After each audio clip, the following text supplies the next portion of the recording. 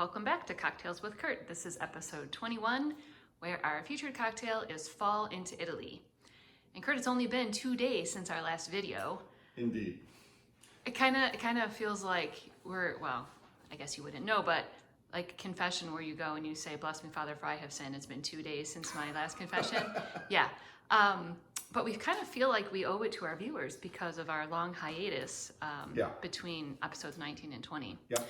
So tell us about Fall into Italy. Is fall a verb or a noun in this instance? No idea. The recipe itself I got from liquor.com. I was looking for, I think, a recipe that called for Averna amaro, which we'll talk about in just a moment. And I came across it. I found it there. There's really no description on the origin of the cocktail. For all I know, it was created by someone at liquor.com. Okay, well, I'm going to go with noun because it is fall and it kind of feels fallish. Sounds good to me. So what's in the drink? So, as I said, primary ingredient, or the lead ingredient in this case, is Averna amaro. Then we have cognac, not further specified, Appleton estate rum, lemon juice, simple syrup, and the new one on this series, chocolate bitters. They don't specify. We are using Fee Brothers Aztec chocolate. Okay, so let's talk about Averna amaro. Okay. So amaro means bitter in Italian. Mm-hmm. It is amaros generally are a class of Italian digestifs, and there's a whole flock of them. We've got the Averna. We also have the Ramazzati, but they're herbal. They're not powerfully strong. They're actually kind of in the same class as the Jägermeister, which we just used a couple of days ago. For the Stag and Cross Sour. For the Stag and Cross Sour. Yeah, so I would agree with you that they're herbal, but it's not like you're chomping on a pine leaf the way like a chartreuse or something absolutely like that not. These are ones that you could very easily drink straight, particularly the Averna, or mixed with a little bit of club soda if you wanted.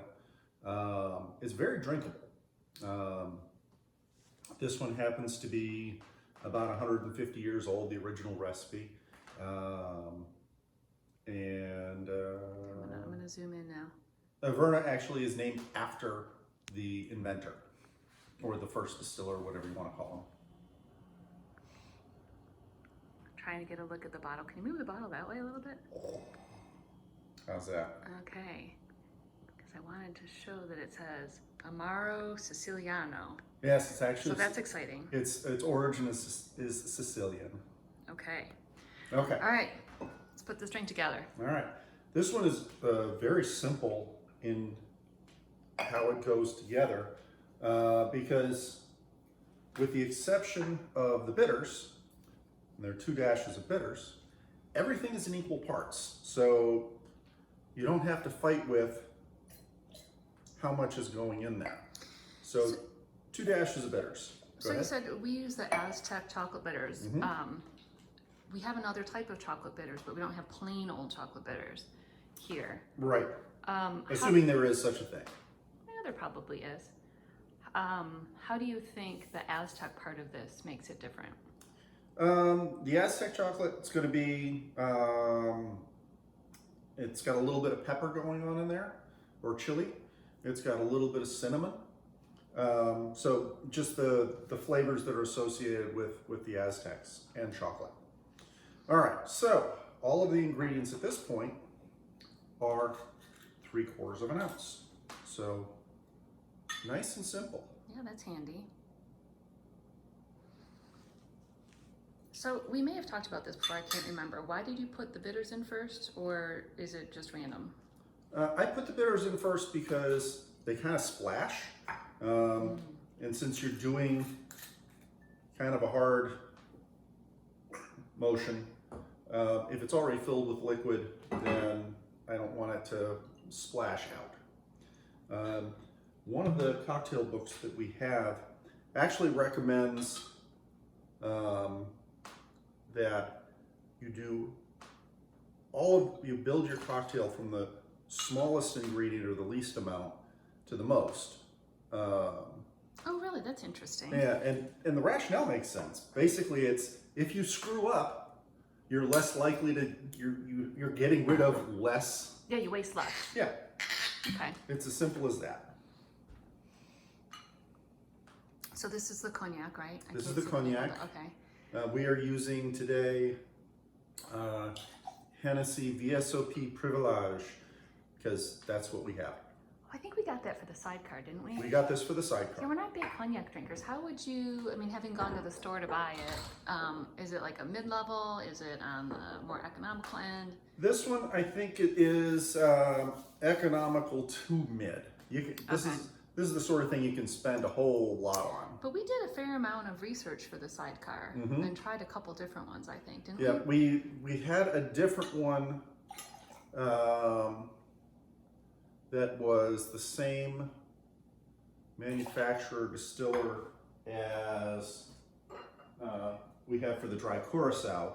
So Pierre Ferrand, and that was recommended from our good friends at Ace Beverage, and that was really good. It's like a lot of these liquors though. You do them side by side in the same glass, they get with a very different feel. Well, yeah, and sometimes for a variety of reasons, one is better for a particular cocktail than another. Absolutely. So that's simple syrup right now that you're putting in. Okay. All right, so again, Did you do the rum? yes, that was the second. Okay. So- and why do you think they specified that one in particular? I mean, the name of the drink is Fall into Italy, and that's Jamaican rum, so. I think it also says though, Fall into Italy, a rum cocktail. Ah, okay. Either that or I'm confusing with something else. It's also a rum cocktail that Well- you wouldn't necessarily expect. Regardless, it is a rum cocktail. So. It is a rum Okay. cocktail. But we haven't tried any other rums with this. We have not because they called for that specifically, And but it's particularly good the way it is. it is particularly good. Okay. All right, so considering the ingredients, this is shaken. There's no big surprise there.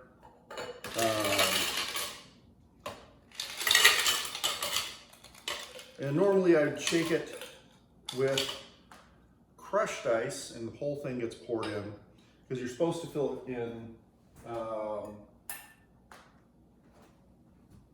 fill the glass with crushed ice.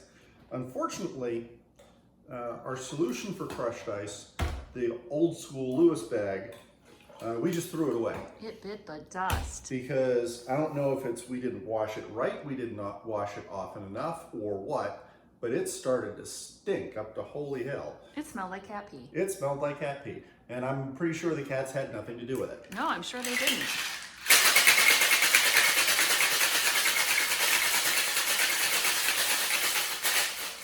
So now our crushed ice is just however hard I can beat it up in the shaker, which is And not nearly as good. I should say too that with the number of felines in this house, I didn't look at the Lewis bag as the most likely culprit for that smell.